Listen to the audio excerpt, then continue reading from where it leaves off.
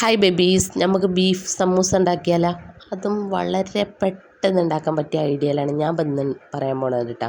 അപ്പോൾ ക്യാപ്സിക്കം, ചപ്പ് പുതിന, കറിവേപ്പില, ഉള്ളി, പച്ചമുളക്, ഇഞ്ചി, വെളുത്തുള്ളി ഒക്കെ റെഡിയാക്കി വെച്ചിട്ടുണ്ട് കേട്ടോ. അപ്പോൾ പരമാവധി നിങ്ങൾ ഉള്ളി വാട്ടുമ്പോൾ കുറച്ച് എണ്ണ ഒഴിക്കാൻ ശ്രമിക്കുക, പിന്നെ ഹാഫ് വേവിലെടുക്കാൻ ശ്രമിക്കുക. അപ്പോൾ ഒരു പ്രത്യേക ടേസ്റ്റാണ്. നമ്മൾ പൊരിക്കടിക്കൊക്കെ അങ്ങനെ എടുക്കുമ്പോൾ എനിക്കതാണ് പ്രിഫർ ചെയ്യൽ. നിങ്ങൾക്ക് നിങ്ങളുടെ ഇഷ്ടത്തിനനുസരിച്ചൊക്കെ എന്ത് ചെയ്യാം. ഞാൻ ഉള്ളി, പച്ചമുളക്, ഇഞ്ചി, വെളുത്തുള്ളിയൊക്കെ ഇട്ടതിന് ശേഷം അതിക്ക് ആവശ്യത്തിന് ഉപ്പും മഞ്ഞൾപ്പൊടി ഇട്ടിട്ട് ഒന്ന് ഇളക്കി കൊടുക്കുക.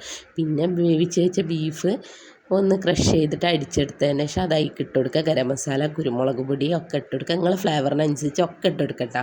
ചിക്കൻ മസാല ഉണ്ടെങ്കിൽ ഒക്കെ അത് ഇട്ട് കൊടുക്കുക. ഞാനിവിടെ എനിക്ക് പ്രത്യേക ഒരു ഇഷ്ടമാണ് ക്യാപ്സിക്കത്തിനോട്. അപ്പം ഞാനും അത് അരിഞ്ഞ് വെച്ച് ഇട്ട് കൊടുത്തിട്ടുണ്ട്. പിന്നെ ചപ്പോതിനെയും കറിവേപ്പിലും ഇട്ട് കൊടുത്തിട്ട് ഇളക്കി കൊടുക്കുക. മെയിനായിട്ടുള്ള ഗരം മസാല, കുരുമുളക് പൊടി ഒക്കെ നിങ്ങളുടെ ടേസ്റ്റിനനുസരിച്ചൊക്കെ നിങ്ങൾക്ക് ഇട്ട് കൊടുക്കുക.